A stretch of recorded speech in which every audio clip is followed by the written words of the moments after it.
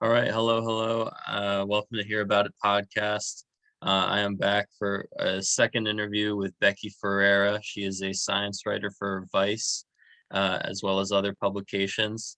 I'm really excited she could come back. There's so many topics we could get into. She publishes about 6 to 8 articles a week, and they're all pretty surprising stuff that don't really you don't really hear about in the local news or anything like that. So it's really cool to have you, Becky. She's talking to us today from Ithaca, New York. I'm in Connecticut, as we just mentioned. Um, Becky, do you want to preface anything before we sort of dive into spacey topics?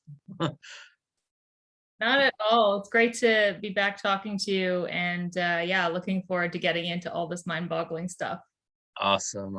All right, so yeah, Becky's a science writer. She covers really out there topics. Any one is enough for a podcast episode. But when we did our first interview, uh, which I honestly thought was going to go viral, it was about the manatee that got Trump written on its back. Um, you know, uh, you mentioned in passing that the universe is accelerating, and I've been really thinking about that ever since, because I think everyone sort of feels that way a little bit. They feel like things are speeding up, and so I'd love to hear your thoughts about it. Yeah, no, that's a really interesting point. I feel like in this moment in time, yeah, that is a very relatable property of the universe. Yeah, it's really just a fascinating, unexpected finding. Like 100 years ago, Hubble found that the universe was expanding, which was weird enough as it is.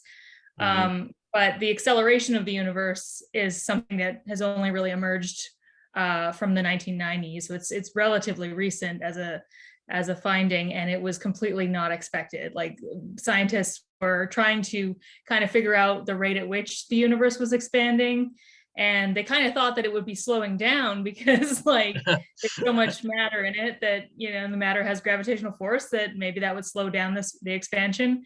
Right. And they found that, like, no way, it's speeding up. So when you look really in the distant universe, you see stars and galaxies that are moving progressively faster. Everything in the universe is, from every perspective, moving progressively faster away. So we are getting a little bit more lonely over time. And Whoa.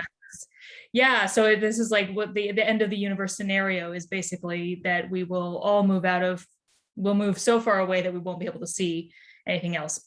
At that point, don't worry, we'll all be dead. Yeah. That's hundreds of billions of years. But you You're know, right. um, so that's the positive thing, is that we'll all be dead. But Whoa. yeah, it's a Yeah. crazy. It's Yeah. Nobody knows why it's happening, and it is. It was such a surprising finding. It won the Nobel Prize like 10 years Yeah. ago. So So what do you mean, like, the universe is expanding and accelerating? Are you saying that, like, directly contributes to a feeling of loneliness? Or is it just sort of like we're more spread out, like literally like planet to planet? it's literal, but I think that it's one of those things that, at the risk of anthropomorphizing, humans obviously are a social species, so the idea that everything is moving apart is kind of a little bit freaky to us. I think it's Right. not none of the end of the universe scenarios are particularly great. Uh-huh. But the idea Yeah. that we're just all going to be slowly, disparately, separated from everything, especially considering that there's already only a certain bubble that we can even see of the universe. There's like there's more of the universe that's beyond the cosmic horizon that we can't see, and that Uh, horizon will just keep falling back until we can only really see maybe a couple stars, and then maybe nothing at all. So it's like lights going out, because things just, whoa. you can imagine it like ships on a sea, right? Like, you'll see the light from the ships going further and further away until you can't see them anymore. Oh, wow. But in our lifetime, we should be able to see stars, or is it that Yeah. fast that? Yeah. Oh Yeah. no, in our lifetime, it's totally then we won't have any difference at all. That's kind of the nice thing about having such an incredibly small lifespan compared to Yeah. um, yeah, Um, it'll I be do very different. I do this radio show in Bridgeport, Connecticut sometimes. I haven't been in a long time. But we used to always like joke or talk about how those broadcasts, those radio waves, they do technically like travel on and on, right? Mhm. Like what are your thoughts about that? Right? Oh, like radio waves from Earth, you mean? Or Yeah, yeah. yeah. D- No, I mean, it's definitely signals that Earth is a technologically advanced kind of Cool. a place. It shows that we have technology. There was an interesting study recently just about this, of just like estimating how far our radio waves have gone, and how many potentially habitable exoplanets are within that radius.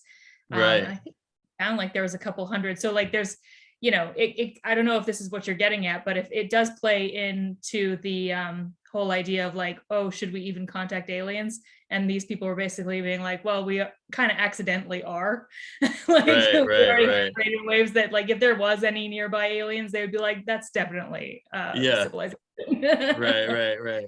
So, the universe expanding or accelerating, I mean, how noticeable is that in our lifetime, basically? Like, does it, is Yeah. it really like, do we actually feel that? Do we actually like feel like things are just going faster, or is that sort of Um, imagined? no, it's because it's not a acceleration of time as much. It's like the space itself accelerating, Oh, and it's happening on such a long time span that it's not going to really impact our lives in that way, like in a way that we would notice day to day. mhm. However, I mean, it is like the reason why this is happening is like one of the biggest mysteries in science. Like it's, if they Wow. ever figure out exactly what's going on here, that's like 10 Nobel Prizes. Like, Yeah, yeah.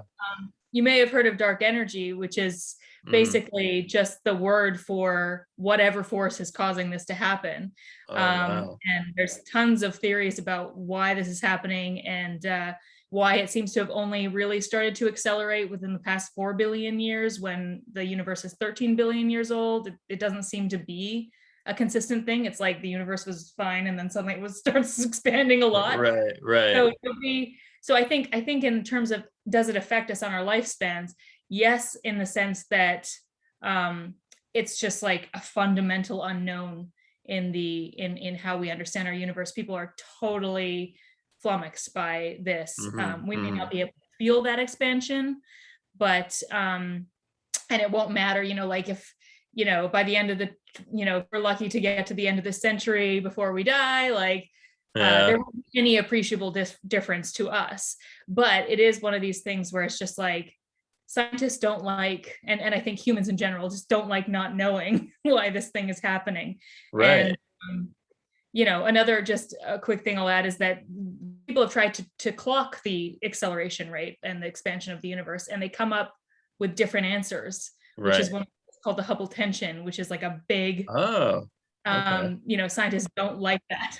So Yeah, it's just like one of these big things that's like, why are we getting different measurements from different methods? totally. Yeah, Yeah. absolutely.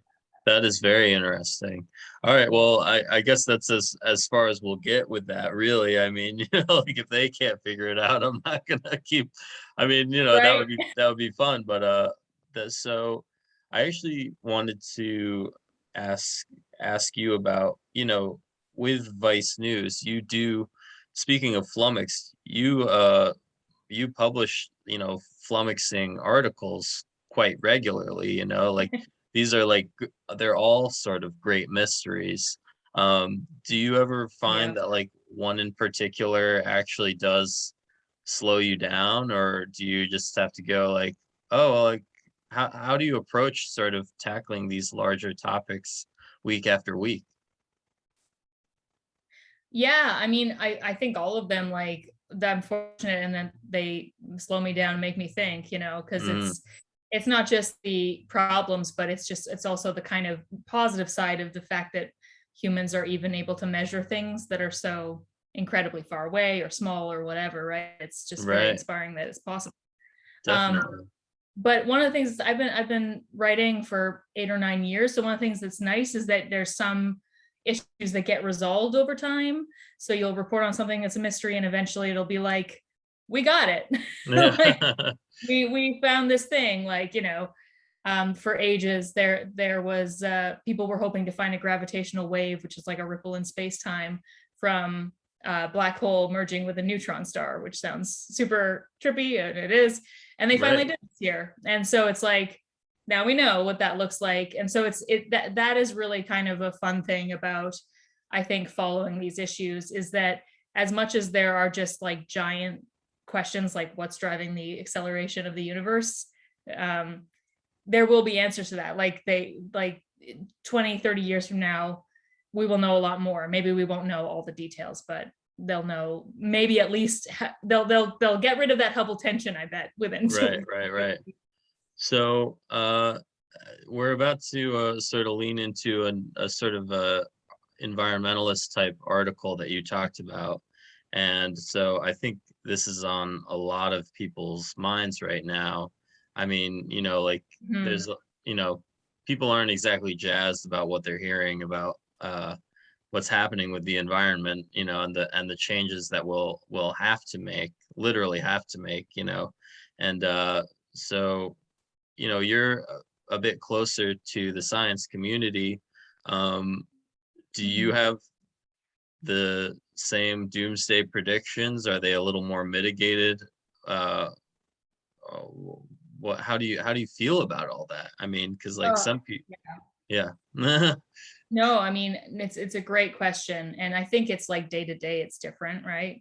right, It's really hard to stay positive in the midst of like so many disasters right now, and I mm, think that's, but it's essential and important that we do.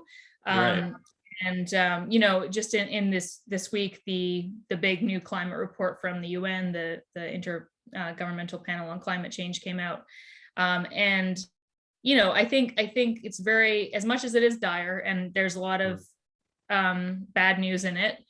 mm, I think they were really trying to be like, this is all in our hands. I mean, and I think right, I think especially if you're talking environmental disasters that are caused by the climate crisis, like, it's a gradient. Like, yes, we'll probably shoot over 1.5 degrees Celsius as a temperature rise, mm, but that doesn't mean we should just go nuts and like go to 4 right, degrees, right? Like right, any mitigation is good. There's the bad effects amplify the more you let it get out of control. So I think that's something.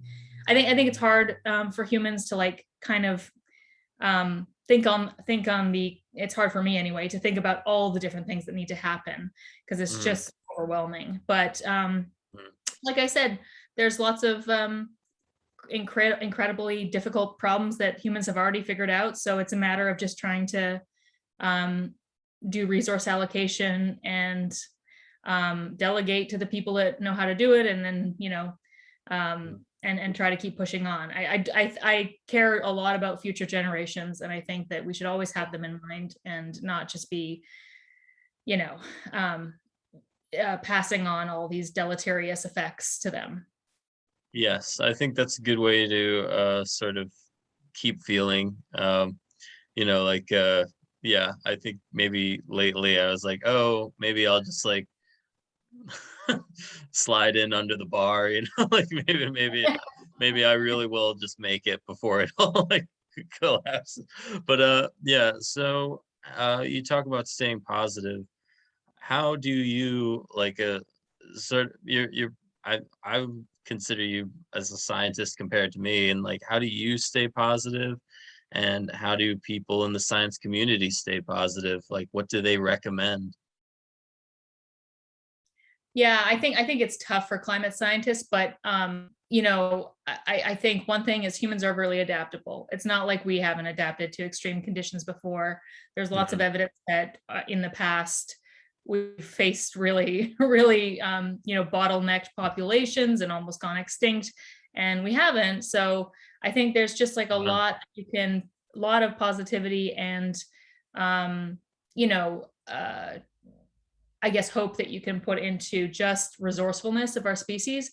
And so that's great. And then Yeah. I think it just comes down to like, well, what's the alternative? Like Right. Right. I feel like there's not, it's understandable to throw up your hands and be like, well, this is it. And I think that there's like lots of Mhm. evidence to support that opinion. I just don't think that's very human to do, because it's, you know, Right. we like to problem solve. I think it Wow. gets this like, and you know, reality has a way of asserting itself, right? You can deny these things for a certain extent, certainly people have, but once you get to the state we're in now, where every year is hotter than the last, you know, you have like plastics everywhere, all these things that are just like, actually you can't hide from, no matter how Right. privileged you Right. are. Right. um, that makes a big difference in terms of just being like, well, face reality at some point, right? Yeah, I think it's actually pretty refreshing to hear you talk about, to actually say like humans problem solve Mhm. in a positive way, because like the spiritual side of everything is like, like stay away from that problem solving mind, and then but for scientists it's like, this is great, we're gonna solve some problems. Yeah, I mean, and if you were a pessimist, you could make the argument that like, oh, like ExxonMobil problem solved how to like extract a lot of oil, right? It's like not like problem solving is like is a totally beneficial thing. It's neutral, but we do have the ability to do it. I also like really I take a lot of inspiration from you know, younger generations as well. Like they do get it, and I hope that there will be a big shift in terms of that when they're more in power politically and economically and all of that, because they know that they're inheriting this, and so there's a really different attitude. Yeah, yeah. I mean, I think we're more or less in the same generation, and I think, there's still plenty more for us to do that we can do, and it's exciting to actually talk to, uh, it's honestly exciting to talk to someone in my age group about this in this format. This is terrific. So, all right, Yeah. so we had one story in particular that you just released about, uh, it's about Borg elements, assimilated genes from other organisms. I'm quoting here, but basically, like, something science fictiony can be used to help climate change. Mhm. Please explain. Right. I love this. This is kind of ties it all together, what we've been talking about. Um, so it's super trippy, this one. It's a group of scientists from the Innovative Genomics Institute that that have been like sampling all of these different like areas, wetland areas, things like that, looking for genes. They just like kind of troll through and look for genes and see what's there. And they found like these really weird gene sequences. They're not full organisms. They're kind of like on the level of a virus or a plasmid. So they call them Borgs because uh, they appear to take genes from other organisms, just like in Star Trek. wow, They wow, they kind of just assimilate, and cool.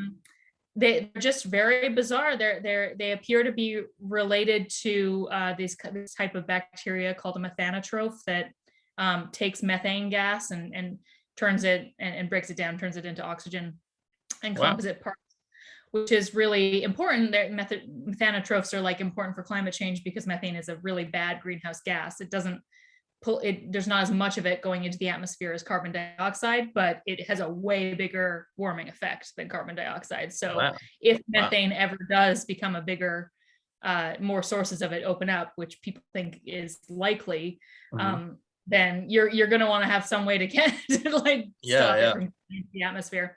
yeah. So basically, they think that these weird strands of extra chromosomal DNA that are just hanging out in these wetlands, being unlike anything else that has ever been seen, Yeah. are boosting the ability of these bacteria to oxidize the methane. So if they can find some way to get them to do that in a laboratory setting, then maybe you can find a way to stop methane from getting into the atmosphere in the first place. Wow. So that's a great reminder about wetlands as well. I know a tiny bit of Mhm. about wetlands. I went to a wetlands commission meeting. And I Nice. actually, yeah, it was cool. I was pretty much the only one there. It was like me and this guy who was trying to do construction with his company, to be honest, and he had to be very careful that his new parking lot didn't dip into the wetlands. But it Mm. still didn't sound very good, to be honest. but uh, but but Yeah. yes, so yeah, this is a great opportunity to say that wetlands are important, and so that's great. So they're called methanotropes. Yeah. Me- Yeah, exactly. Methanotropes. So is there anything else in our world that is a methanotrope? Is it just these Borgs? There's lots of different bacteria that are. Usually they tend to be in places where there's not a lot of oxygen naturally, so then they Wow. can use methane to create the oxygen that they need. Wow. So they're very specialized to these kind of things. I think there's quite a lot of them that exist in the deep seas. But yeah, it's the thing that's special about the Borgs is they seem to enhance the ability of these bacteria to do this, or these, I think they're archaea more technically, to do these conversions. So maybe you could like get a much more, again, accelerated rate of oxidation of this kind of stuff, which would help climate change for sure. Neat. All right, cool. So all right, we're pretty much in outer space here, and I wanna mention if you wind up watching the video version of this podcast, I've had this sort of J.J. Abrams blue in the background here. I feel like that should be mentioned. And then Becky, as a science writer, what are your top three? Uh, Tell me what you look for in science fiction. Do you have a favorite science fiction movie that you're like, that was actually pretty good. Like that they kind of nailed it. Like, like books or Yeah. movies that were fictional that you were like, whoa, that actually expanded my mind, and I'm like writing about real science here. I love that question. Mm, Yeah, my favorite science fiction story is Story of Your Life by Ted Chiang, which is okay. the story that Arrival, the movie, is based on. But I Okay, good really to know. recommend it's a short story. I think it's like only 100 pages or something like that. Everybody should read it. It's just like one of the best examples of every type of writing, and just happens to be a science fiction story. Um, I have so many science fiction movies I like, but I recently watched Edge of Tomorrow again. That movie is so Yep. great. That is a great movie. I agree. Yeah. Yeah, I mean, it's one of those ones. Yeah, you don't want to think too hard necessarily about the science fiction plot in that, but it's just like so beautifully done, so engaging. I Yeah. really, I love that one. Yeah, I mean, I think we're kind of in a really great age of interesting science fiction movies, and trying to think of other ones, but that one's just like really on my mind right now. But yeah, how about you? What's your You top? know what? You said Edge of Tomorrow, and I think if the main character had actually died at the end, that would be a perfect movie. Yeah, I do think the main spoilers. character I think the yeah, I think the main character at the end should have died for real, and that would have just been so heartbreaking, I guess. I don't know why I want that. I think if I had actually seen that, maybe I would feel differently. Like, why'd they kill him? Like, but yeah, I was like, oh man, you were so close. I, there's a little bit of weird fuzziness that at the end, because I think you're right that it's just like, yeah, Yeah. that's kind of the end beat. I do really like the last shot of that movie, Yep. but it Yeah, yeah, exactly. I think you're right. Also, I Yeah. just want to mention Outer Wilds. I don't know if you played that game, but that's a great science fiction game. Okay, I will try that immediately because I've been looking to get back into gaming, I think. I just um went to like a video game type store for the first time in forever recently, and I was just like, oh man, I basically forgot about games. So you play games? What are some games besides Outer Wilds? I don't play them a ton. I've been like playing for the last several months the Valhalla or Assassin's Creed, which is like it never ends. It never ends. I'm so close, but I just can't stop. So I'm the same way with all of those ones. But I love, the Mass Effects and BioShock, and like I don't play a ton. Yeah, I'll play anyone at Mario Kart. yeah, oh yeah, But Mario I'm Kart's not deep awesome. into it. Yeah. No, Oh my gosh. It's a game that destroys and forges relationships. It's so wonderful. yeah, no, Mario Kart is emotional. I agree. But that is like a really, because like I think, like I'd be, I think people would be very curious to see your. I think you could probably get some good live streams out of you playing Assassin's Creed. To be honest, I think, like Gosh. I, I would definitely be curious. Like who's her avatar? Like, what sword would she use? Like, that would be that would be pretty interesting. All right. Well, that was great, Becky. I think that's quite a bit to chew on. So I think we'll have to close it up Absolutely. for now. But this is just as cool as the first time. So we'll figure out how to do it again. Yeah. Thank you. Thank you. Yeah, such a pleasure, and would love to come back. And yeah, always so much fun.